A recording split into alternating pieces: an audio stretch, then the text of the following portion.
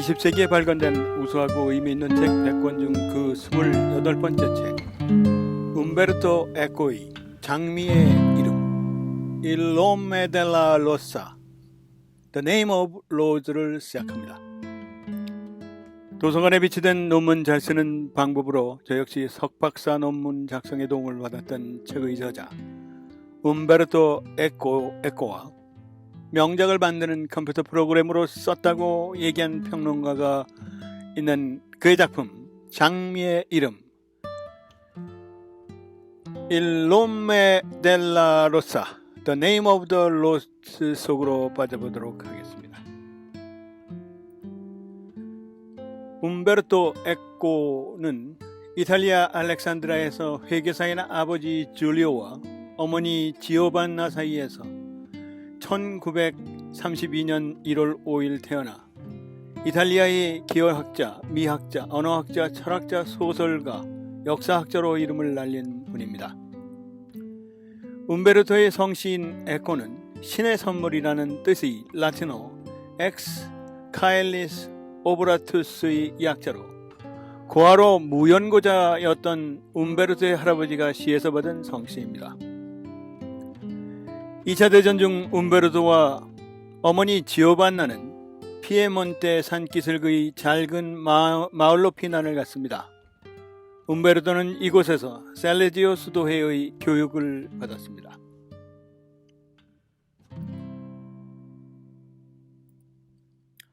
책을 좋아했지만 책 살 돈은 없었던 움베르토는 법학을 공부하라는 아버지의 바람을 저버리고 토리노 대학에서 중세철학과 문학을 공부했습니다. 22살 때인 1954년에 토리노 대학 문학부에서 성 토마스 아퀴나스의 미학문제라는 논문으로 철학 석사 학위를 받았습니다. 그 학위가 라우레나 학위였는데 이 학위는 세컨더리 포스트 그레주에이트 학위로 미국 학위 체제에 따르면 석사 학위와 동등합니다. 학위 중에 보통 덕터 오브 이런 식으로 표지하는 바람에 박사 학위로 오해를 받기도 합니다. 아무튼 이 논문은 다시 손질하여 1956년 생애 첫 저서인 토마스 아퀴나스의 미학문제를 출간했습니다. 1956년부터 1964년까지인 그의 대학 시절에 로마 가톨릭을 떠나서 신앙생활을 중단했습니다. 그리고 공영방송 라디오 텔레비지오네 이탈리아에서 문화편집자로 일하며 툴리노 대학에서 공부하였습니다. 움베르토는 1962년 결혼한 독일인 미술교사 레나테 램지와 사이에 딸 하나, 아들 하나를 두었는데 아들은 로마 방송국 PD인 스테파노이고 딸은 밀라노에서 건축가로 활동 중인 카롤로타입니다. 그 후에도 움베르토는 주로 이곳 밀라노에서 생활하며 50대가 되어서야 처음으로 소설을 쓰기 시작했는데 그의 소설 6권 전부 초판 출판을 모두 이곳 밀라노에서 했습니다. 약 40개의 명예박사 학위를 가지고 있었으며 무려 9개의 국어를 자유자재로 구사했습니다.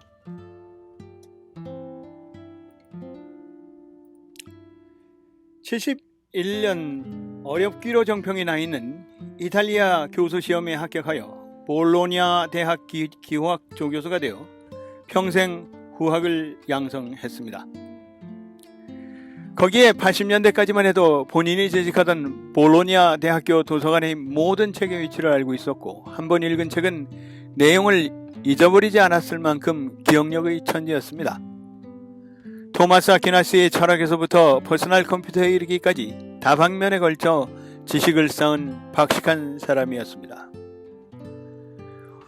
움베르토는 토마스 아퀴나스의 철학과 중세를 배경으로 한 소설에서부터 현대의 대중문화와 가상현실에 대한 담론에 이르기까지 미학, 기호학, 문학, 에세이, 문화비평 등의 영역에서 이론과 실천의 경계를 넘나들며 경이로운 저술 활동을 펼쳤습니다.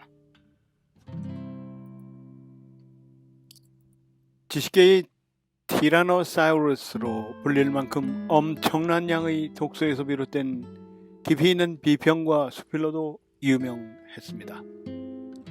1980년 첫 소설인 본격 추리소설 장미의 이름으로 전 세계 지식인들의 찬사를 받았습니다. 기호학자의 면모를 유감없이 보여준 1988년 출판된 두 번째 소설 푸코의 진자는 독자들의 찬사와 교황청의 비난을 한몸에 받으며 커다란 반향을 불러일으켰습니다.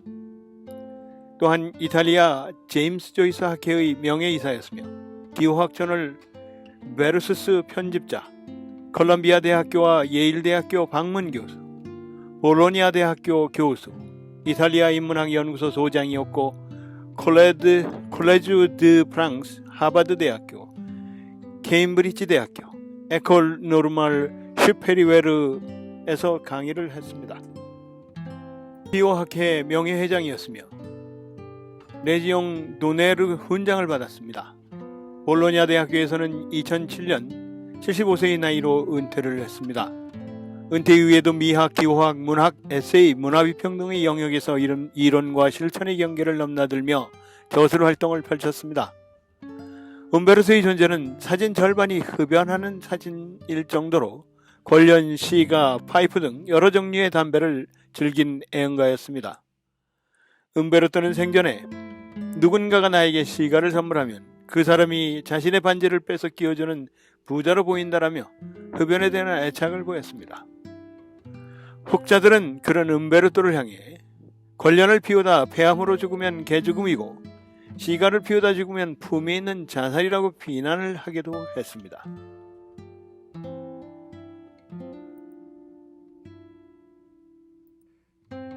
어쨌건 노년에 가서는 금연을 했는데 그 대신 위스키를 껴안고 살았습니다. 움베르토는 축구 이야기를 하지 않는 방법을 통해 축구와 축구팬을 통해 당시 이탈리아 사회에 만연했던 집단주의를 비판했습니다. 이탈리아 사람들이 축구를 좋아하기 때문에 축구에 전혀 관심이 없는 사람이 세상에 존재할 수 있다는 사실 자체를 이해할 수 없다고 지적했습니다. 이러한 사고방식이 만연하다 보니 사회 자체가 경직될 수밖에 없습니다. 다른 사람의 다름을 전혀 인정하지 않는 것이고 결국 일상적 파시즘으로 귀결됩니다. 즉 나와는 다른 사람에게 굉장히 매몰차게 행동할 수 있습니다 라고 비판했습니다. 움베르토는 또 카메라나 사진을 찍는 행위도 별로 좋아하지 않았습니다. 30대 프랑스 남부 해변을 여행하며 아름다운 풍경을 사진에 담았지만 인화가 제대로 되지 않아 추억은 엉망이 되어버렸습니다. 그로 인해 젊고 어린 세대들의 카메라 의존증과 사진에 직접하는 행위를 회의적으로 바라보았습니다. 각 대학 도서관에는 1977년 출간된 움베르토의 논문 잘 쓰는 방법이 비치되어 학생들의 논문 지침서로 활용되고 있습니다. 파시즘 분석 에세이 우루 파시즘은 움베르토가 극우파의 준동을 상당히 우려했음을 알 수 있습니다. 움베르토는 2016년 2월 19일 향년 84세의 나이로 이탈리아 롬바르디아 밀라노에 있는 자택에서 오랜 췌장암 투병 끝에 사망했습니다. 장례는 2016년 2월 23일 밀라노에서 거행되었는데 많은 시민들이 나와서 인문학계의 거장의 마지막 가는 길을 애도했습니다. 움베르토는 소설 장미의 이름과 푸코의 진자 외에도 1988년 출간한 동화 폭탄과 장군, 새 우주 비행사 등이 있고 이론서로는 토마스 아퀴나스의 미학의 문제, 열린 작품, 기호학 이론 등 다수가 있습니다. 나이 70대인 2011년에 출판한 그의 저서 제목에 젊은 소설가의 고백이란 한 이유는 자신의 나이는 70대이지만 실제 데뷔는 50대에 했으니 자신은 데뷔 20년밖에 안 되는 젊은 소설가이기 때문에 붙인 제목이라 했습니다. 이 소설에서 고백하길 토마스 아퀴나스에 대한 석사 논문을 써서 낼 때 심사하던 교수들이 논문을 탐정소설처럼 썼다고 지적했는데 이후 모든 논문은 이렇게 써야 된다고 생각했습니다. 움베르토의 저서들은 서구 문명이나 역사에 대한 매우 높은 수준의 지식을 가지고 있는 사람에게는 여러 번 읽는 재미가 있습니다. 움베르토의 소설의 특징은 진실과 허구 사이의 줄타기입니다. 그게 과학적이든 비과학적이든 등장인물들은 주어진 시공간 안에서 진실과 허구를 구별하기 위해 애를 씁니다. 이러한 구도는 진리의 존재 유무와 연결되고 움베르토의 소설에 자주 등장하는 진공의 유무에 대한 토론을 통해 표현됩니다. 또한 초기 소설인 장미의 이름, 부코의 진자, 전날의 섬의 경우 본인의 학문 분야인 기호학과 해석학과도 깊은 연관이 있습니다. 장미의 이름에서는 기호에 대해 잘못된 해석을 하지만 결과적으로는 정답을 찾아내는 경우를 보여줍니다. 기호의 해석은 해석일 뿐 그것이 실상과 화면이 구분이 됩니다. 부코의 진자에서는 자의적 해석과 추측이 가져올 최악의 경우인 음모론의 현실화를 경계합니다. 본인이 그 분야의 대가임을 볼 때 이것은 그 분야의 한계를 인정하고 자상하는 모습입니다. 움베르토가 소설을 쓸 때 사전조사 구상을 통해 소설 속 세계를 완벽하게 만든 후 집필을 시작했습니다. 장미의 이름의 경우 캐릭터들 뿐 아니라 주무대인 수도원의 구조, 인물들 스케치 등을 2년간 했고 부코의 진자를 쓸 때는 몇 달간 소설의 주무대인 곳을 지나다니며 아이디어를 녹음했습니다. 움베르토의 기호학 저서들은 명저로서 이론은 그의 스승인 루이지 파레이손의 해석, 이론의 영향을 받았습니다. 소설은 독자에게 주어지는 순간 독자에게 해석 권한이 있다고 생각하여 자신의 소설에 대한 질문에는 다음과 같은 설명으로 가급적 대답을 하지 않았습니다. 작품이 끝나면 작가는 죽어야 한다. 죽음으로써 그 작품의 해석을 가로막지 않아야 하는 것이다. 말년까지도 신문 칼럼을 미네르바의 성냥갑이라는 이름으로 이탈리아의 신문 라 레푸블리카와 레스프레소에 기고했습니다. 2010년 출간한 프라하의 묘지는 그 진위가 불분명한 시온 의정서라는 문서에 얽힌 이야기입니다. 어떤 반유태주의자가 유태인을 엿보이기 위해 시온 의정서를 조작해낸다는 것이 그 줄거리로 소설은 슬프게 끝납니다. 장미의 이름의 내용을 살펴보겠습니다. 장미의 이름, Il nome della rosa, The name of the rose는 1327년 11월의 이탈리아 어느 수도원에서 벌어지는 일련의 살인사건을 다룹니다.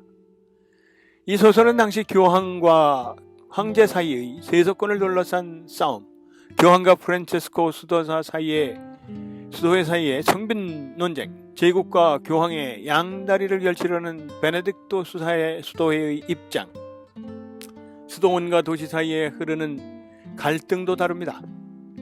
1986년 장자크 하노 감독, 션 코네리 주연으로 영화화된 바 있습니다. 영화가 불가능하다는 우려처럼 초반은 멋진 각색으로 시작하지만 후반부는 시간에 쫓긴 듯 원본을 답습했습니다. 영화는 원작의 신앙 논쟁은 사라지고 사랑이라는 주제를 가지게 되었습니다. 영화에서는 아드소 수사와 사랑을 나눈 그 시골 여자가 살아남는 걸로 묘사되지만 이는 소설과는 완전히 다른 각색입니다. 이단 신문관들이 농부들에게 공격받는 것도 나오지만 이도 소설과는 다릅니다. 감독은 수사 윌리엄의 활약은 간소하게 남겨두고 종교적 광신의 불합리함과 사랑에 집중했습니다. 이 영화에 등장하는 여러가지 소도구들은 움베르토의 고증정신을 영화에서 살리려고 원작의 시대 배경을 기준으로 그보다 나중 시대 때 나온 소품 제작 대상에서 철저히 제외시켰습니다. 이런 철두철미한 고증을 통해 완성된 소품들은 훌륭한 시대 고증과 퀄리티 덕에 영화 촬영 뒤에 교회 관계자들에게 팔려나갔습니다. 1919년 5월 이탈리아 레이1에서 시즌 1부터 8부작으로 드라마로 재방영되기도 했습니다. 이 소설은 서문, 노트, 프롤로그, 제1일, 제2일, 제3일, 제4일, 제5일, 제6일, 제7일, 뒷말 등 모두 11부분으로 내용으로 구성이 되었습니다. 서문은 움베르토의 소설 설정을 흥미진진하게 설명합니다. 노트 부분은 아드소 수사가 7일 동안 수도원에서 있었던 일을 수도원 전례 시간과 일치하는 시간대로 나누어 기록했음을 알려줍니다. 프롤로그에서는 노년의 아드소는 멜크 수도원의 독방에서 수기를 쓰며 사건이 일어난 당대의 시대상을 설명합니다. 제1일 부분에서는 프란체스코 수도사 바스커빌 출신의 윌리엄과 그를 모시는 수련사 멜크 수도원의 아드소는 황제 측과 교황 측 사이의 회담 준비를 위해 회담이 열릴 수도원에 도착합니다. 제2일 부분에서 제7일 부분까지는 다음과 같은 내용이 전개됩니다. 그 수도원에서 살인사건이 벌어지고 원장은 윌리엄에게 이 사건을 풀어달라고 간청합니다. 사건을 조사하는 동안에도 몇몇의 수도사들이 사망합니다. 윌리엄은 이 사건의 중심에 미궁의 장소관이 있다고 보고 그것을 조사하는 한편 수도사들을 탐문합니다. 결국 윌리엄은 여러 자료를 통한 추론으로 장소관의 비밀 밀실에 들어갈 방법을 찾아냅니다. 장소관의 밀실에는 윌리엄의 예상대로 호르헤 노 수도사가 앉아서 기다리고 있었습니다. 윌리엄과 호르헤는 마지막 논쟁을 펼칩니다. 장소관의 비밀을 지키려는 호르헤에 의해 장소관은 불에 휩싸입니다.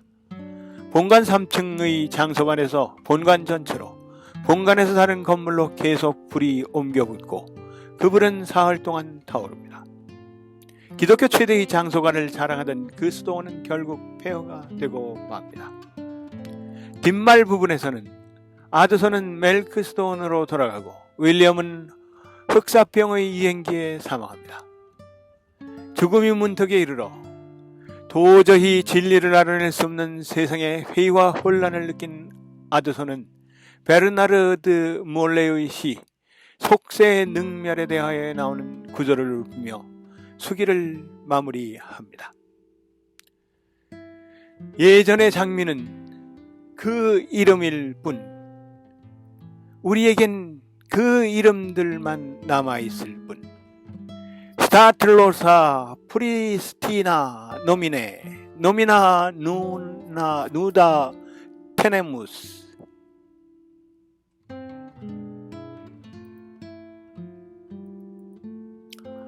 멜크의 아드소는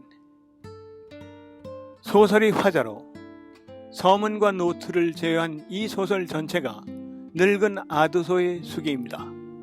그러면 이제부터 장미의 이름의 등장인물을 살펴보겠습니다. 그 첫 번째가 바로 멜크의 아드소입니다.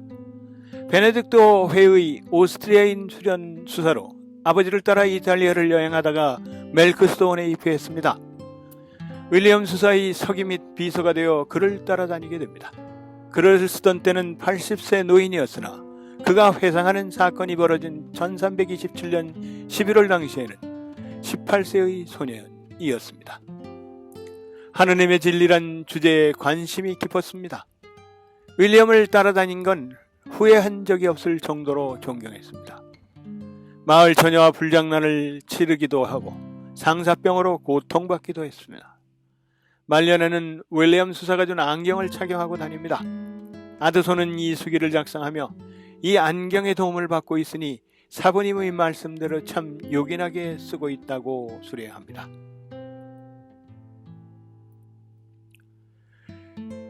베스커빌의 윌리엄에 대해서 살펴보겠습니다.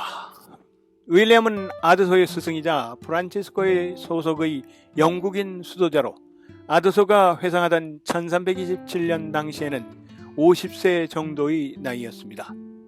날카로운 인상을 지닌 장신의 뛰어난 통찰력과 판단력을 지닌 박학다식한 오만하고 괴팍한 인물입니다. 이단 신문관 경력이 있어 눈썰미와 추리력이 매우 뛰어나 여러 사건을 파헤치며 실질적 주인공 노릇을 합니다. 이성을 올바른 신앙을 위한 한 가지 조건으로 취급합니다. 뛰어난 두뇌와 기억력도 대단해서 한 번이라도 읽거나 들은 것은 거의 잊어버리지 않습니다. 생각에 집중할 때는 약초를 씹는 버릇이 있는데 아드소에게는 젊은이의 건강에는 해롭다 하며 권하지 않습니다. 중세인과 근대인의 경계에 있던 14, 15세기 유럽인들의 정체성을 상징하는 인물이기도 합니다. 신학뿐 아니라 수학과 천문학, 약초학 등 자연과학을 사랑하며 이에 대한 지식도 풍부한 교양인으로 자신의 신학적, 문학적, 과학적 식견을 총동원하여 작중에서 일어난 여러 사건을 해결합니다. 품속에는 컴퍼스와 천구의를 비롯한 천문학 도구와 자석 그리고 안경 등을 소지하고 다닙니다. 셜록 홈즈에게 모티브를 따온 베스커빌 출신 인물로 큰 키와 길쭉한 얼굴, 매부리 코와 강렬한 눈빛, 집중할 때 약초를 지키는 모습은 담배를 약초로 바꿨을 뿐 셜록 홈즈의 판박이입니다.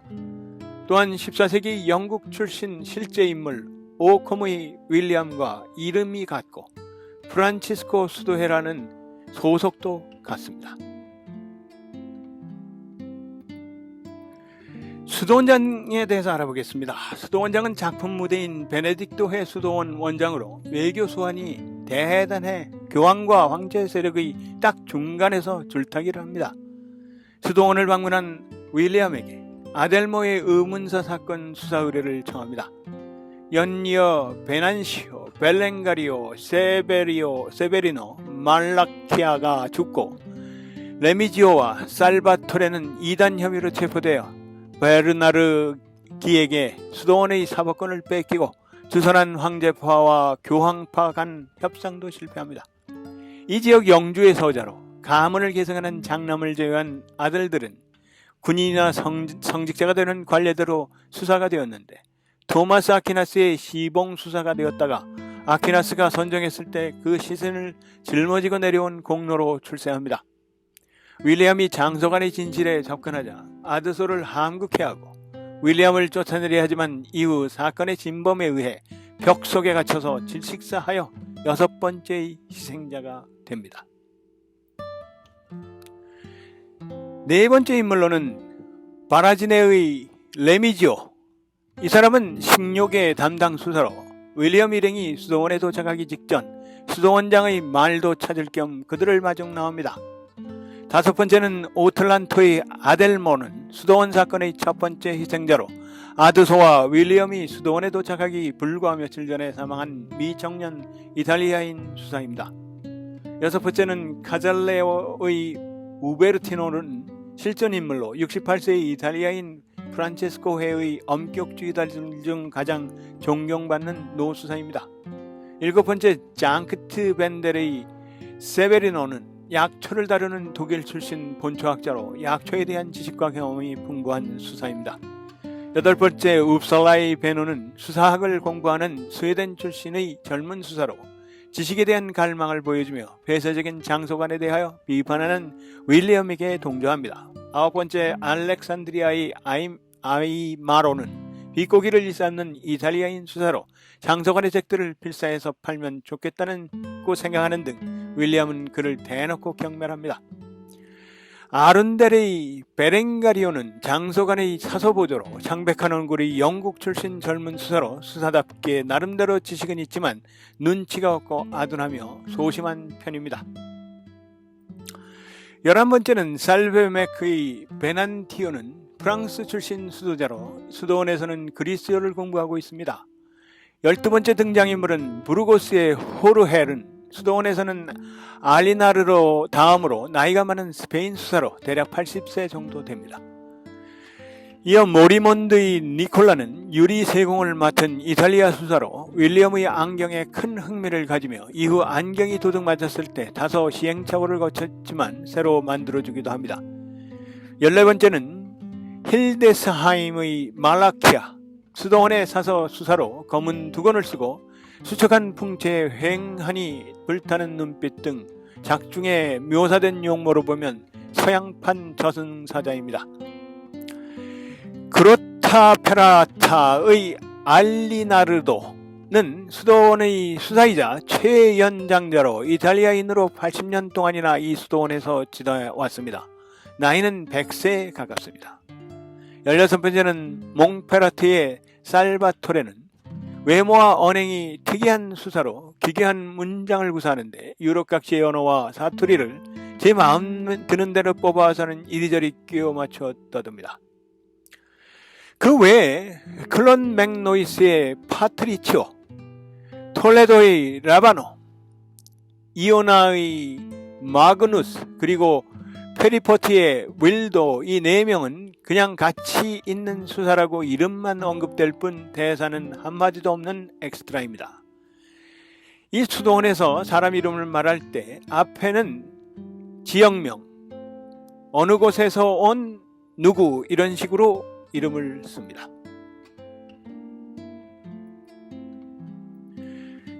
이번에는 황제파의 인물들을 살펴보겠습니다. 황제파 체세나의 미켈레는 실존인물로 프란치스코회 소속의 신학자입니다. 역사적으로는 교회의 청빈이라는 문제 때문에 교황 요한 22세와 대립했습니다. 수도원에서 열린 교황파의 회담에 참석하여 토론을 합니다. 교황 요한 22세가 그를 아비뇽으로 소환하자 처음에는 이에 불응할 생각이었으나 수도원에서 벌어지는 여러 일들을 살펴보며 프란치스코회가 고작 황제를 위하여 교황과 대리전을 벌이느라 진정한 핵심인 교리 문제에는 소홀했던 것이 아닐까 생각하여 결국 윌리엄과 우베르티노의 만류를 부르치고 아비뇽으로 가기로 마음먹습니다.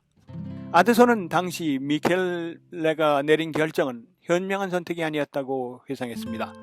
미켈레가 아비뇽으로 가서 교황과 격렬한 토론을 펼친 것은 좋았으나 교황의 교활한 모략에 휘말려 프란체스코회의 기세가 한풀 꺾이는 결과를 불러왔기 때문이었습니다.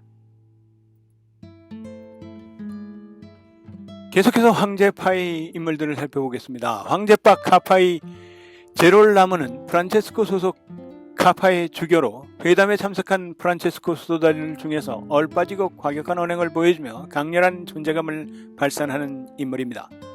프란체스코의 수도자들이 회담 진행을 논할 때는 혼자 쩝쩝거리며 음식을 먹고 우베르티노와 윌리엄의 대화에 끼어들어 헛소리를 하는 바람에 우베르티노로부터 천대를 받고 토론 중 이상한 3단 논법을 들이대며 궤변을 토합니다.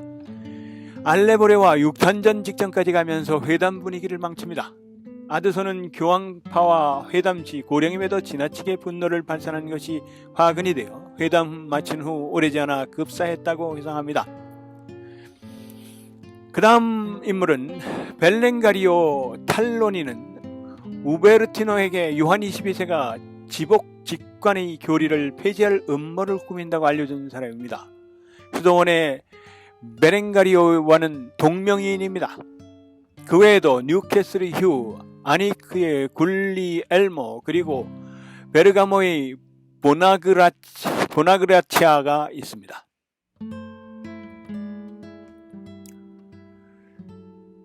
교황파 인물들을 살펴보겠습니다. 베르나르기는 실제로 도미니코 수도에서 활동한 프랑스인 이단 신문관으로 70세에 가까운 노령임에도 교황의 충복으로 작중 내내 집요하고도 냉철하고 섬뜩한 인물로 묘사됩니다. 궁병 200명을 이끌고 수도원에 도착해서 연쇄살인 사건을 조사하고 이단 신문을 진행합니다. 이단 신문관 경력이 있었던 윌리엄과는 앙숙관계입니다. 두 사람 모두 겉으로는 서로 절도 있는 대화를 나누지만 내용은 빙빙 돌려 상대를 공격하는 말들 뿐입니다. 윌리엄은 아드소에게 베르나르기를 가리켜 정의에 대한 탐욕이 지나친 나머지 그것이 권력에 대한 탐욕으로 변질된 사람이라고 평하고 진실을 알아내는 것 그 자체에 관심을 지닌 자신과는 달리 베르나르기는 피의자를 화형대로 보내는 일에만 관심이 있다고 비판합니다. 결국 귀신 같은 눈썰미와 정보 수집력으로 수도원에 숨어있던 옛 돌치노파의 잔당인 레미지오와 살바토레를 색출하고 아드소가 사랑했던 마을 처녀까지 마녀로 몰아 체포했습니다. 이를 빌미로 프란체스코회 성직자 수도자 원장까지 이단으로 몰아갑니다. 우베르티노는 밤중에 몰래 도망쳐야 했고 아드소는 마을 처녀가 마녀로 붙잡혀 죽을 것이라 눈물로 밤을 지새웁니다. 재판 끝에 레미지오가 연쇄살인범이라 판결났지만 수도원을 떠나는 날 말라키아가 이전의 피해자들과 같은 중세로 의문사합니다. 윌리엄이 항의했으나 베르나르기는 자신이 수도원의 모든 범죄를 해결할 수 없으니 남은 일은 수도원장에게 맡기겠다며 발뺌하곤 자신의 목적만 이룬 채 떠나버립니다.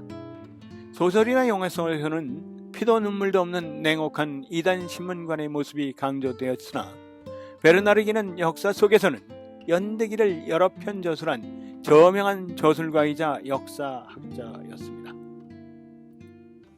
그가 남긴 각종 기록과 문헌을 보면 기상이변으로 인하여 발발한 끔찍한 홍수 때문에 역병과 기아로 고통받던 당대 민중들의 비참한 삶을 생생히 살펴볼 수 있습니다.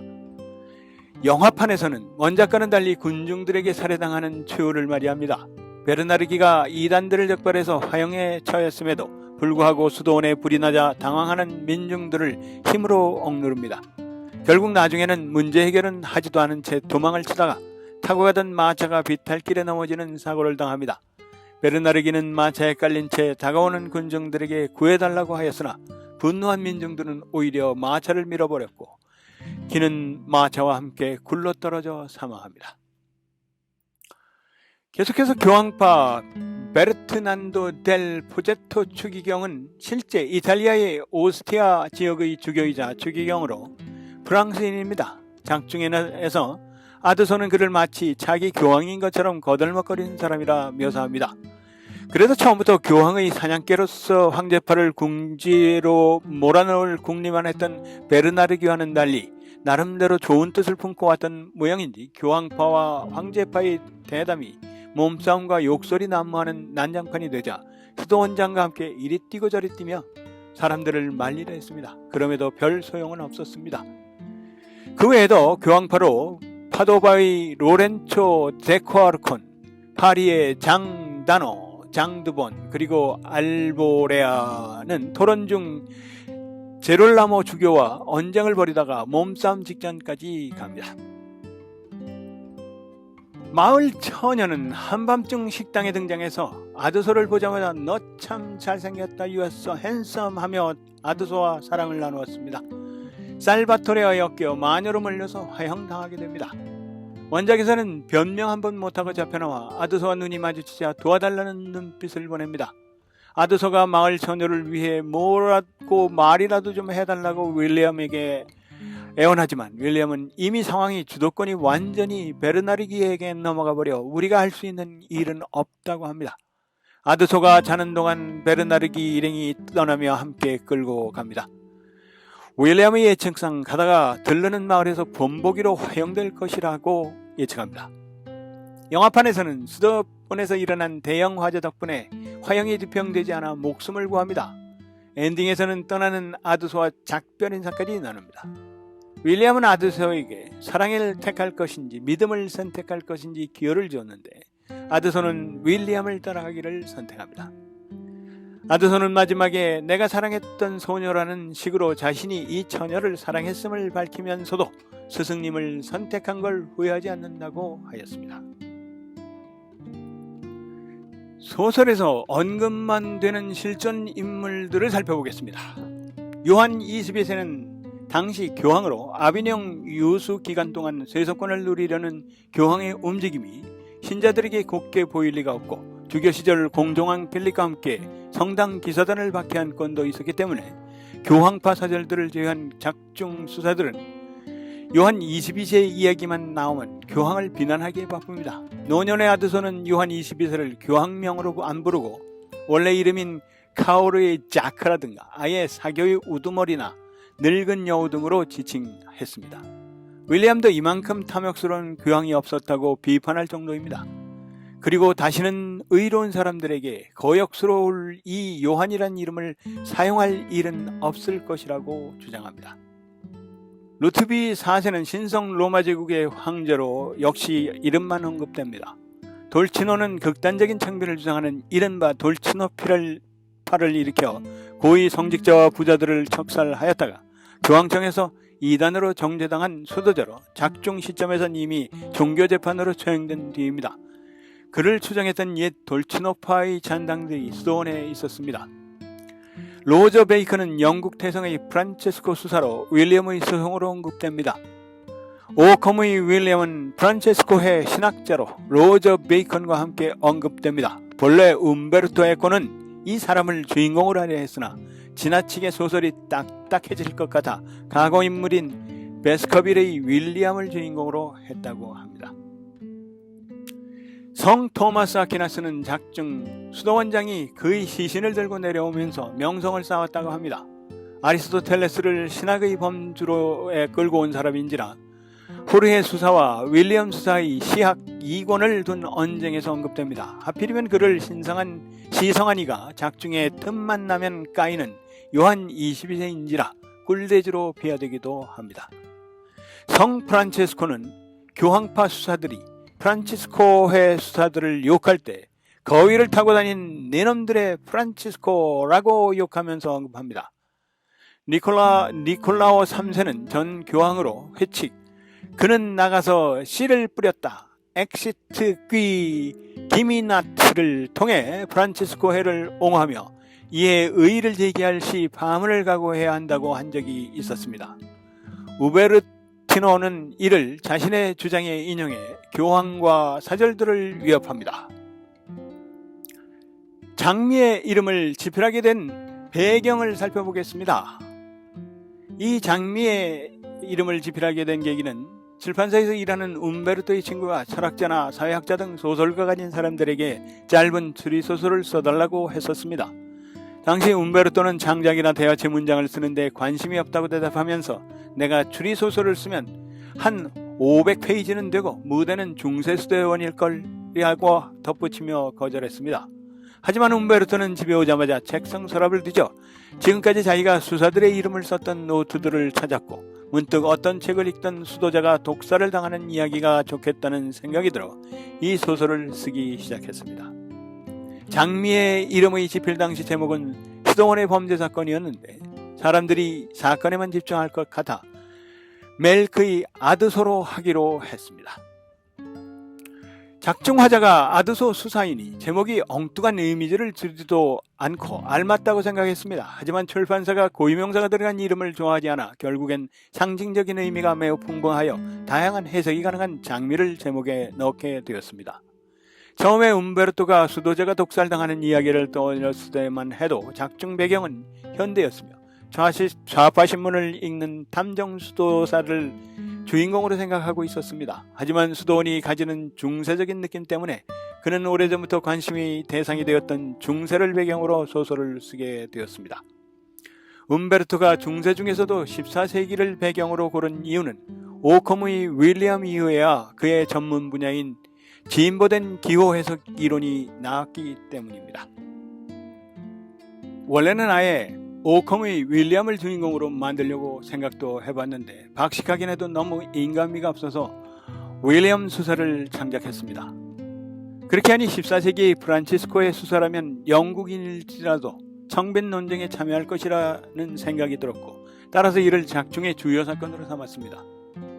14세기 중에서도 1327년 11월 말을 시간 배경으로 잡은 이유는 그 이유가 되면 역사대로 제사나이 미켈레가 아비뇽으로 가기 때문입니다.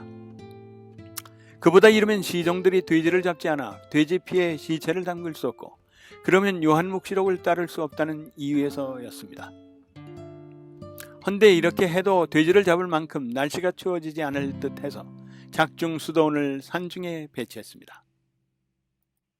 윌리엄의 안타고니스트인 부르고스의 호르헤의 모델은 명백히 호르헤 루이스 보르헤스입니다. 이베리아 출신의 나이 들어 눈이 먼 장서관 관장이라는 보르헤 캐릭터가 달리 누가 있겠는가고 일부 독자들이 움베르토에게 물었습니다. 움베르토는 단지 장서관을 지키는 장님이 한 명 필요했으며 그는 보르헤스일 수밖에 없어서 오마주의 의미로서 이름을 따왔다고 답했습니다. 그렇게 등장한 등장인물들을 만들 당시만 해도 그를 살인범으로 만들 건지는 결정하지 않았다고 합니다. 소설의 도입부가 어렵다는 평에 대해 움베르토는 일부러 그렇게 쓴 것이라면서 산에 오르려면 산의 호흡을 알아야 하고 내 소설을 읽으려면 내 소설에 적응해야 한다고 말했습니다. 순전한 창작인물인 바스커스의 윌리엄은 고전적인 추리소설에 대한 움베르토의 오마주입니다. 영국의 바스커빌 출신이라는 설정은 셜록 홈즈 시리즈의 바스커빌가의 개에서 따온 것이고, 큰 키에 마른 몸, 번뜩이는 눈에 매부리코라는 외모 묘사는 초반에 꽤 폼잡으면서 안경을 착용하는 묘사라든가, 수도원장의 말을 안전자리에서 찾아주며 자신의 추리 과정을 설명해주는 모습이라든가, 생각을 정리할 때 어떤 약초를 씹으면서 생각에 잠긴다든가 하는 모습에서 홈즈형 탐정의 모습을 보이고 있습니다. 중세 식자들이 연역적 사고에 반하는 직물적이고 직관적인 인간형을 그려낸 것입니다.